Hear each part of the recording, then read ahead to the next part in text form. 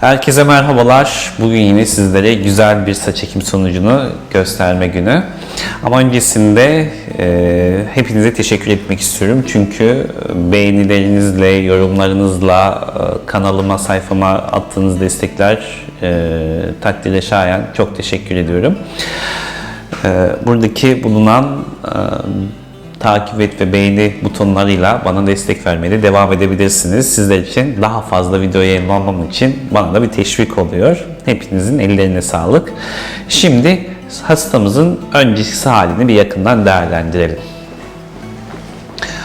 Önden görüntüsü bu şekilde hastamızın. Üstten bakıldığında çok az bir şey tek tük buralarda saçların kaldığını ve tepenin de açık olduğunu görüyoruz. Biz 2 seanslık bir saç ekim sonucu planlamıştık.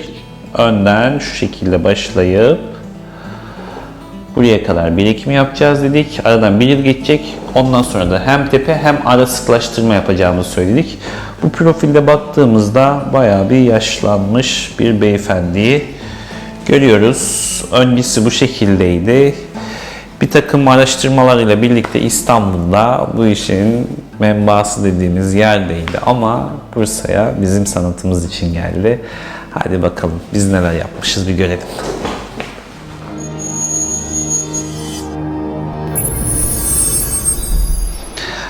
Evet, 8 ay öncesi görüntümüz bu şekildeydi. Ve şimdi 8 aylık bir saç ekim sonucumuz sizlerle. Cem Bey hoş geldiniz. Hoş bulduk, merhaba. Nasılsınız? Teşekkür ederim, iyiyim. Sizler de iyisiniz inşallah. Evet, bizler de sizin bu değişiminizi görünce harikayız diyebiliriz. Çünkü çok güzel bir değişim. Evet, bu kadar beklemiyorduk tabii. Değil mi? Ama bir İstanbul meselesini daha çözmüş, halletmiş oluyoruz Bursa'da. Şimdi yakın çekimlerle ben bir takipçilerime saç ekimimizle alakalı şöyle doğal ön hat tasarımı nedir? Anlaşılamayan estetik dediğimiz, herkesin heyecanla merak ettiği, aradığı doğru bir adres nasıl bulabiliriz? İşte arkadaşlar birileri size saç ekim sonucunu bu kadar yakından öyle gösterebiliyorsa bunlar doğru adresler demektir diyelim. Evet, şöyle yukarıdan da bölümler alalım. Bu arada ışık tepeden böyle vuruyor ve telefonlarda çok parlattığı için daha parlak görüyorsunuz. Aslında o kadar parlamıyor ve de seyrek değil. Bu 2 seanslık bir saç ekim sonucumuz. Şimdi birinci seansını önden tepeye kadar yaptık. Şöyle görmüş olalım. Bir arkamızı dönebilir miyiz? Şimdi donör bölgemizin de güzelliğini görüyoruz. Çünkü buralarda da makyajlı mikrofoy sanatı sayesinde nereden nasıl bir alım yaptığını belirginliği olmuyor. Şimdi ne dedik? Önden tepeye kadar bir ekim yapacağız. Aradan 1 yıl geçecek.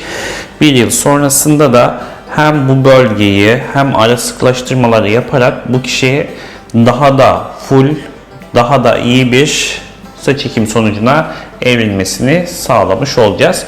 Şöyle tepenin önceki halini bir göstereyim. Önce bu şekildeydi. Buraya kadar ekebileceğimizi söylemiştik. Burada da baktığımızda buraya kadar. Ve şimdi tepemizi şöyle kıyaslamak için yani getirdiğimizde daha iyi anlamış oluyorsunuz. Evet, bana doğru dönebilirsiniz. Memnun muyuz efendim?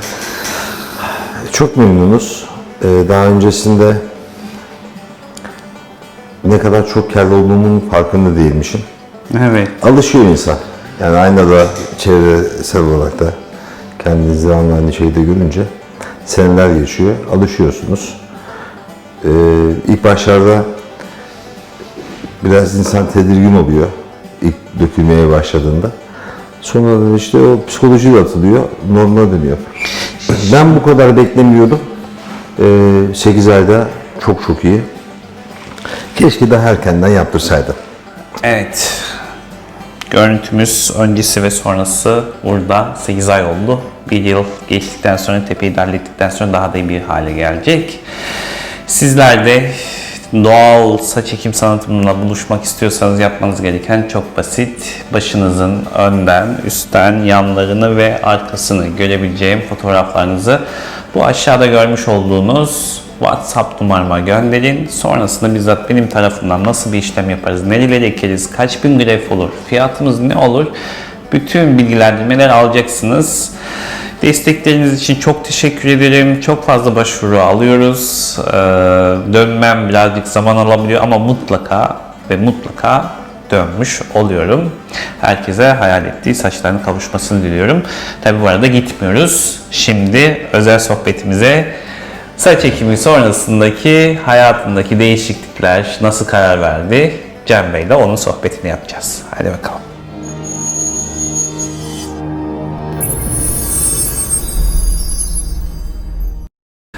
Evet, tekrardan hoş geldiniz. Hoş bulduk, merhaba. Nasılsınız? Teşekkür ederim. Sizler de iyisiniz. Kendinizi daha iyi hissetmeniz için iyi bir sebep değil mi?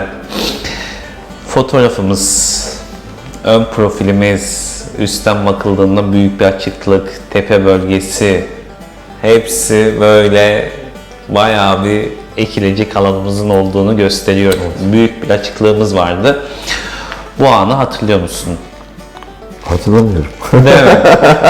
Her zamankisi gibi buraya oturttuğumuz hastalarımızın tepkisi şu. Vay be hocam, hakikaten ben bu kadar kel miydim ya? Saçsız mıydım, açık mıydım diye. Arkadaşlarla da konuşuyoruz, sözün kesin. Resimlere falan bakıyoruz sonra, hatun diyor. Ya bu kadar kel miydim diyorum. Ama ben rahatsız oluyordum. Yazın falan güneş vuruyor ya. Çok parlıyor. Yakması var ve sıcağı direkt yiyorsun. Yakıyor, hissediyorsun. Bir de kışın yolda yürüyoruz falan. Yağmurlu kesin ben hissediyorum. Yağmur yağıyor diyorum. Millet ya yağmıyor falan. Yani İlk defa bana işte. Olunca direkt hissediyorsun yağmurda. Yaz ve kışta sıkıntılar vardı. Göz alışınca, zaman geçince göz alışıyor. Etrafındaki insanlar da seni böyle görünce doğalmış yani, artık normalmiş gibi geliyor. Bir de ben ekime de karşıyım, saç ekimine. Ya doğal, niye ekelim falan diyordum böyle karşı. İngiltere'de benim birkaç arkadaşım vardı, İngilizler, Pakistanlar falan vardı. Çok ısrar ettiler. Can, Türkiye'de güzel saç ekiyorlarmış.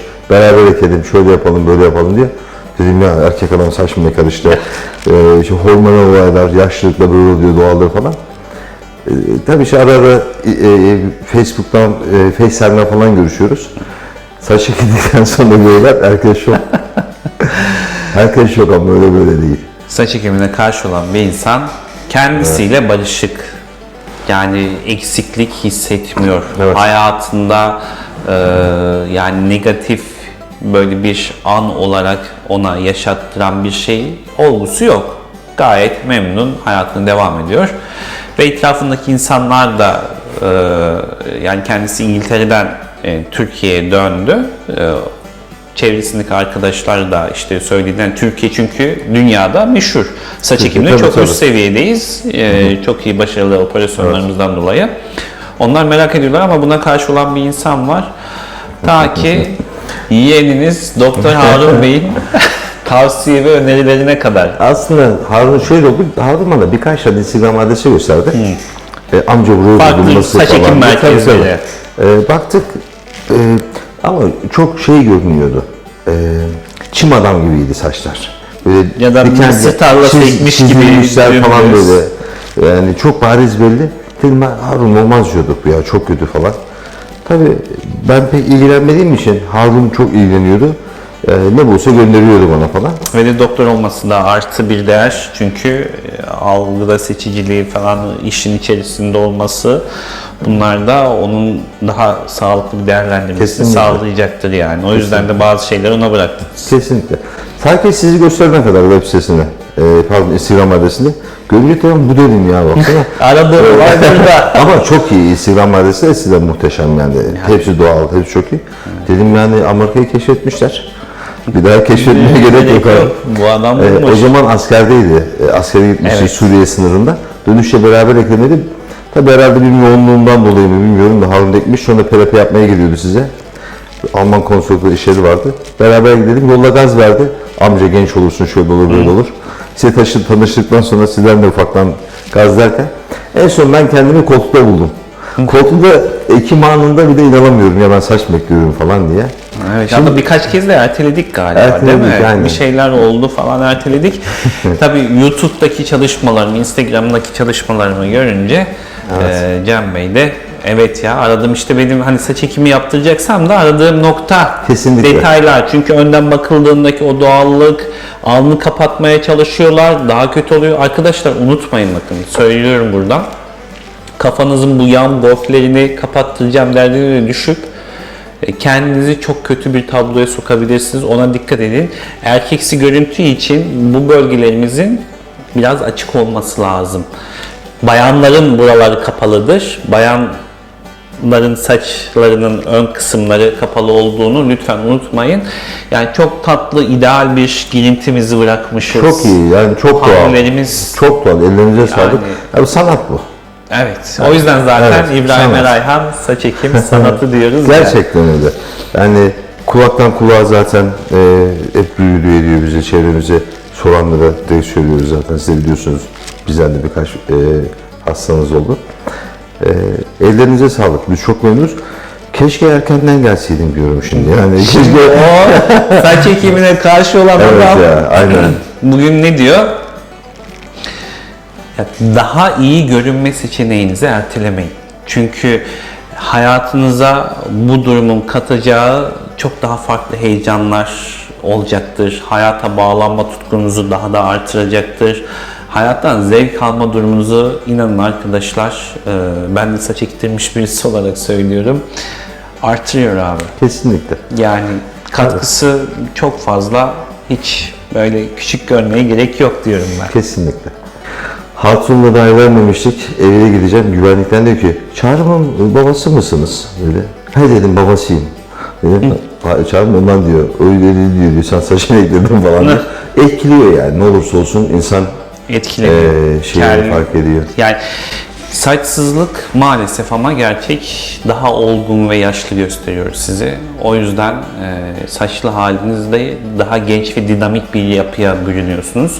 Bunların etkisi çok fazla. Hayatınıza katabileceği yani bir saçla mı diyebiliyor bazen insanlar ama emin olun o saç çok önemli bir faktör oluşturuyor. Kesinlikle.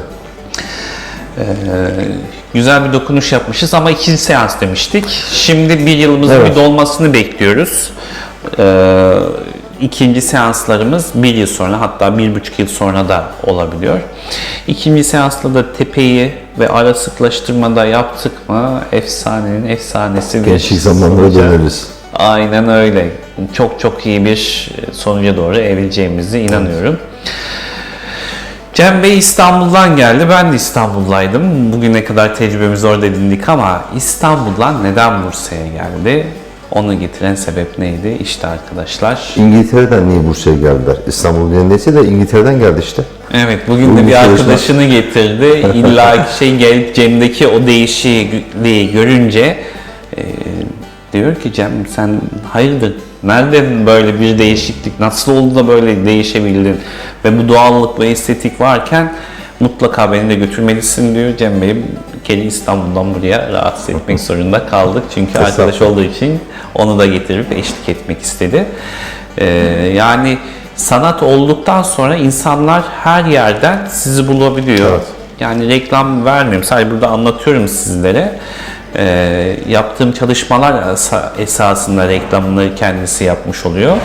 Yani bu şekilde referanslar daha çok sizi tanıtıyor. Sanatınız varsa insanlar her yerden buluyor ki İstanbul Bursa'ya çok yakın. 1 saat 15 dakikada yanımda oluyorsunuz zaten. İngiltere'den de gelseniz İstanbul'a indiğinde hastamız Bursa'ya gelmesi Sabiha Gökçen'den 1 saat 15 dakika. Yeni havalimanından ise 2 saatte yanımda oluyorlar. O yüzden hiç korkmadan, tereddüt etmeden siz de gelmek için biletinizi alabilirsiniz. Ondan sonraki sürecin hepsini biz yönetiyoruz. Çünkü 3 ya da 4 gece konaklamanızı, havalimanından transfer alınıp otelinize getirilmenizi, hastaneye getirmenizi, ameliyatınızı Ve sonra giderken de yine havalimanına bırakılması, hepsini paket program size sunabiliyoruz. Ve böylelikle hiçbir şeyle uğraşmadan bütün hizmetlerimizi almış, saç ekimini sağlamış ve göndermiş oluyoruz size. Önemli olan hocam mesafesi değil zaten. Yani İstanbul'da çok yer var. Binlerce yer var. Zaten bu işin Yani, bir sonrası. Aynen. Ama bu şey değil ki. İşte marketten, manavdan 2 kilo bir şey alıyorsun, beğenmedin çöp at. Bunun geri dönüşümü yok bir daha. Yani, Evet, burada bir fabrikasyon değil, bir özentisiz, hassasiyetsizlik olmasından bahsediyorsunuz. Evet. Çünkü artık bir günde 30-40 tane ameliyat yapan merkezler Tabii, var. tabii. Evet, buradaki siz burada daha çok özel butik tarzında. daha butik ve özel hizmet Aynen, veriyorum. öyle. Daha önceki videolarımda da söyledim. Günlük 3 hasta ya da 4 hasta Max. kabul ediyorum. Ve bizzat hepsinde işleminde ben oluyorum. 4 farklı ekibim var. Her hasta için farklı ekiplerim ilgileniyorlar. Ve en önemli sanat dediğimiz estetik kısmında ben bizzat işleminizde bulunuyorum. Ve sonrasında böyle güzel güzel tadına doyum olmayan saçlara kavuşmuş oluyoruz. Ufak bir şey daha söylemek istiyorum. Bizim berber senelerden beri Mehmet ustamız var.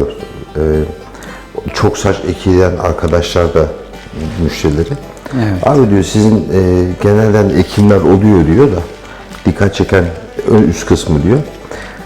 Benim daha çok dikkatimi çeken diyor yan arka kısımlarda saç alım kısmı diyor. Çoğu müşterinde diyor böyle öbek kellikler var diyor. Yani maşallah diyor sendeki diyor gayet net diyor, homojen olarak homojenlik. diyor. Kesinlikle. Yani tabii onu biz hiç düşünmüyoruz da o da farklı bir sanat tabii. O da ayrı bir şey. Ona da makyajlı mikroföy sanatı diyorum. Yani oradan çıkartılırken de saçların doğal, belirginsiz olmasını sağlayan bir faktör oluşturuyor. Bu da önemli bir detaydı. Güzel oldu hatırlattığınızda. Yani kendimi artık daha butik ve özel böyle bir sanat dediğim, bir İbrahim Erayhan adının hani imzasının bulunmasını belirtiyorum ya, hizmet alanlar bunları bilirler bu konuşmalarımızı.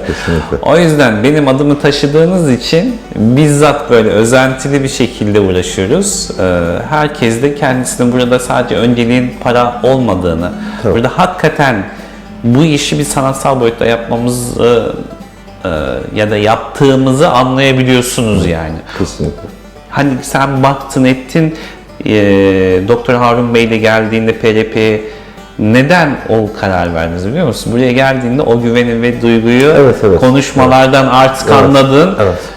Gözlemlerinin sonrasında buraya gelip de bir de benden ifade olarak bunları dinleyince Kesinlikle. dedin ki Yani burası zaten tamam. Instagram'daki görseller muhteşem. Birebir İşte bu videolarda birebir yeğenim efsane. Harun'un saçlarını görünce yani eskisi sonrası diye öncesi artı before diye tabii teslim ediyorsun sonra. Böyle bir duruma nasıl teslim olunmasın? Şimdi arkadaşların gördükçe hepsi teker teker geliyorlar. Çok müşteri var. Gelecek çok var. Söylüyorlar gelelim yapalım edelim diye. Gücümüz yettikçe, ömrümüz yettiğince Ama insanlara uzun biraz. faydalı olmaya çalışıyoruz. Çok sağ olun. Siz de böyle doğal ve estetik bir saç ekim sonucuna kavuşmak istiyorsanız yapmanız gereken çok basit. Başınızın önden, üstten, yanlarını ve arkasını görebileceğim fotoğraflarınızı bu aşağıda görmüş olduğunuz WhatsApp numarama gönderin. Sonrasında bizzat benim tarafımdan hangi bölgelere ekeceğiz, kaç bin grafik ekilecek, fiyatımız ne olacak bilgilendirmelerini alabileceksiniz. Unutmayın. Evet, anlatacak çok şey var ama sizi de çok fazla tutmak istemiyorum. İstanbul'dan zaman ayırıp sırf bu videoyu çekmek için geldiğiniz için insanlara bu sanatı anlatmada faydalı olduğunuz için. Çünkü bunu sadece benim için değil. Diğer insanlar hani doğru noktayı arıyorlar ya. Evet. Daha iyi, güzel, daha doğal nasıl olabilirim diye. İşte onlar için aslında bunu yapıyorsunuz. Sadece benim için değil. Yanlış tecrübeleri teslim olmasınlar kimseyi diye. ikna olsun diye anlatmıyorum. Ben ne istiyorum anlatıyorum yani. Gerçi- İkna olan olur. Yani şeyimiz yok zaten bu videolar izleyip de gördüklerinde olayı zaten Tabii. algıda seçici olanlar, araştıranlar direkt anlıyorlar. Buradan şunu demiyorum, sadece tek ben değilim. Herkesin saçını tabii ki ekemem arkadaşlar. Yanlış anlaşılmasın çünkü herkes aynı zihniyette olmayabiliyor. Birazcık daha böyle düşmanca davranabiliyor. Çok güzel işler yapan arkadaşlar var. Hepsini buradan tebrik ediyorum. Harika, sadece ben değilim yani. O yüzden harika işler yapan saç ekiminde çok iyi dostlarımız var. Biz görmedik. Yine de biz görmediklerimizi de buradan tebrik edelim ki onlar da güzel işler yaptığını biliyorum. Onlara da buradan selam olsun.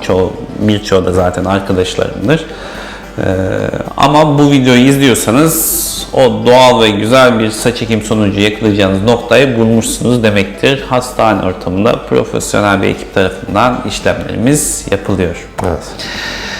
Ben geldiğiniz için çok teşekkür ediyorum. Biz teşekkür ederiz. Tekrar sizi görmek çok keyifliydi. Muhabbetiniz çok keyifliydi. Siz de çok keyifli bir insansınız. Çok Teşekkür teşekkürler. ederim. Sağ olun. Evet. Herkese hayal ettiği saçlarına kavuşmasını diliyorum. Sağlıkla kalın, hoşça kalın.